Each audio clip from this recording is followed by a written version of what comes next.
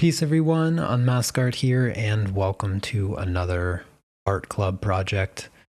This is a portrait that I just finished up a couple weeks ago. One of the more difficult art club projects that we've done this year. So if you're looking for a challenge, then I can definitely recommend this one. I'm working on the Clairefontaine pastel mat like usual. I always work on this paper with pastels. Most of you already know that. But if you're new to my channel, then just know that pastel mat is the only paper I use with pastels. It is the only paper that I recommend with pastels. And the other thing that I'm using here is Frisket masking film. You can see I have the main subject covered up with the masking film.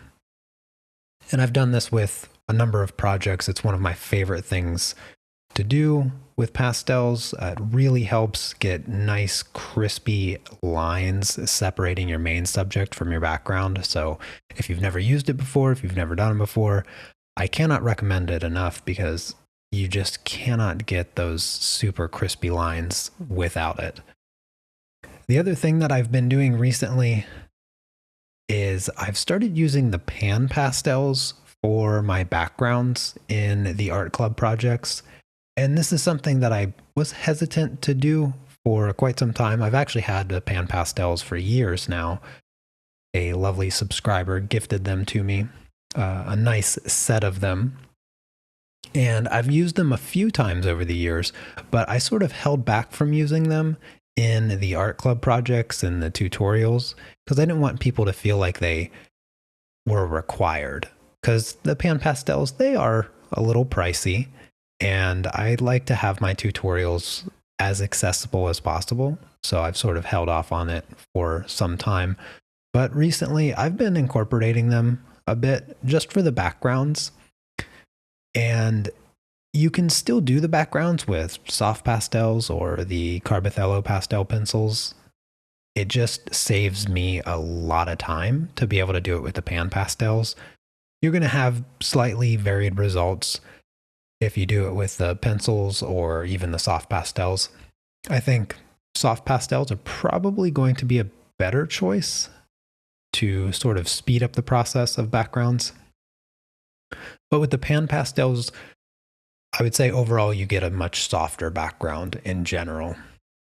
Now, once I get the background filled in, and it is just a blurry background, so there's no real details that I had to struggle with putting in, I get started on the main subject.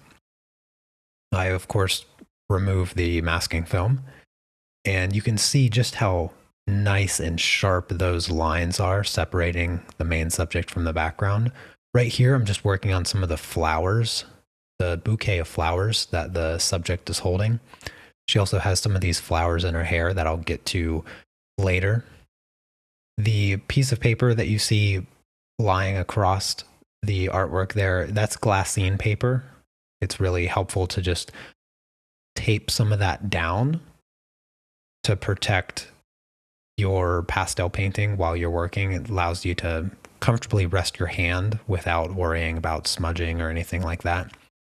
And I would recommend taping the glassine paper down so that it doesn't move. Even though if it were to move, the odds of it damaging your artwork are pretty low. But I think taping it down is just generally the best idea. So I would recommend that. Now the flowers are filled in, and I used just a few colors for that, 5 or 6 colors, I think. And now I'm getting started on her dress. And this was one of the more difficult parts of the project because her dress was sort of that lacy, translucent kind of material. So you could see some of her skin color showing through the dress. And it's a really delicate balance between using some of the yellow, orange, tan colors and the blue color of the fabric. And that can be a little tricky. My best advice for approaching subjects like that, and this, you could see this with, say, somebody who's wearing a shirt or any clothing really, and it's wet and you can kind of see the skin color coming through. The best way to approach this kind of subject is to sort of step back and ignore that you are coloring or painting material that is translucent, and instead focus on the shapes where the color changes.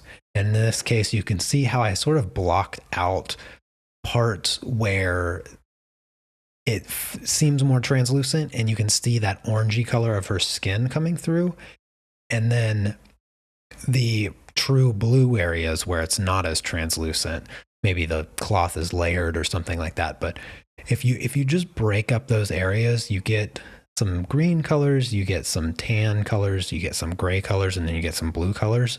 And so you just break up the shapes in that way, fill them in generally with the correct color, the best that you can, and then just soften the edges where they need to be.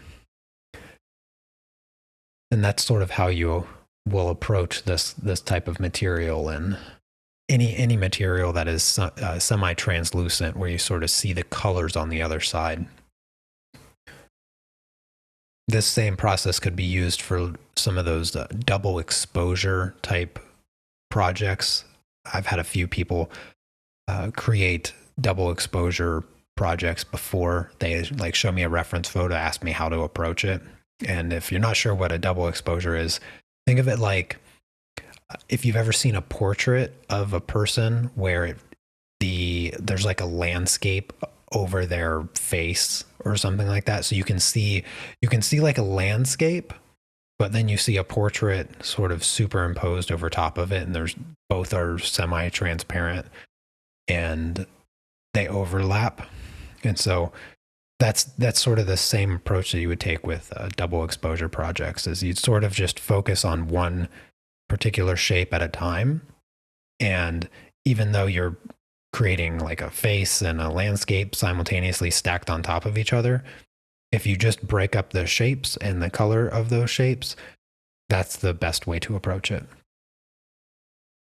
Now I've gotten to the point where the dress is done, and I'm just filling in the little portion of the skin that is in this project. You have a little bit of her neck and just her left shoulder, and then her right elbow. And then once I finish filling in that, I start getting started on the face.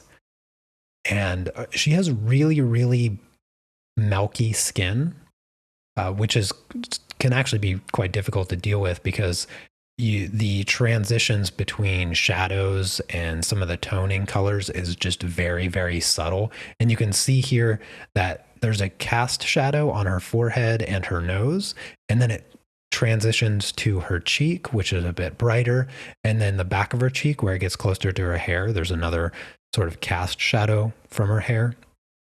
And so overall, the colors are very, very delicate and very close to each other.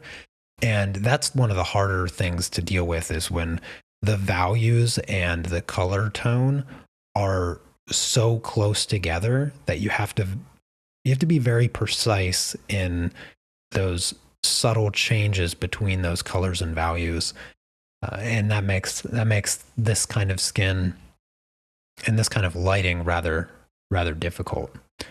More difficult than you would anticipate when looking at the reference photo, because it's sort of just, it almost looks like just one color, but there's just these teeny tiny little changes that give the form and shape to her face.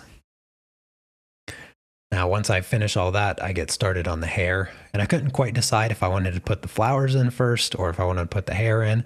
So I sort of did a little bit of both. And then I did a base layer of the hair. And then I go back and do the flowers and sort of finish them off. But the hair here, I did the shapes, the dark shapes. Those are the shadow parts of the hair. And then the base color of this side of her hair, I did it with green. Her hair is very black and very reflective. So it makes sense that her reflective hair would be reflecting all of the green surrounding her. And that's why I chose to do green. And once I actually finish the hair, you can't even really see the green in it. It sort of just turns black. It just looks like black hair. And that's part of the the illusion that is in the reference photo. When you look at the reference photo, you will color pick green hair in the base color of her hair because it is reflecting the surrounding area. And sort of when you're filling it in your own artwork, it can feel a little off at first because the green is just so green. But I can assure you that when you get the rest of the hair put in, you get a couple layers down and you correct the chroma and the values and the texture and everything like that, the green doesn't even really pop out anymore. I was kind of surprised of how much green was in the hair. When I originally looked at the reference photo, I didn't notice it right away. It wasn't until I was preparing to do the hair and I was sort of analyzing the colors and figuring out what would be the best, most efficient way to do the hair, that I discovered that there was just so much green in the dark part of the hair. Last but not least, I'm just doing the flyaways on the hair, my favorite part. This really adds the life and movement to the hair, and there was a lot of fun flyaways in the reference photo that I was excited to put in. Just the wind blowing, and the last thing that I do is just a few little touch-ups on the face, adding a bit more color, a bit more range in the values, and then of course everyone's favorite part, untaping the border. This is having those clean edges makes the artwork just look so much better. But anyways, I hope that you guys enjoyed the process of this pastel painting. And of course, if you want to learn more from me, don't forget to sign up for the art club. The full real-time version of this project is available now in the art club, along with many other projects. There's over 1,000 hours of tutorials right now, and you can sign up for just $8 a month or get 2 months free for signing up for a yearly membership. And I hope to see you soon. Take care. Peace.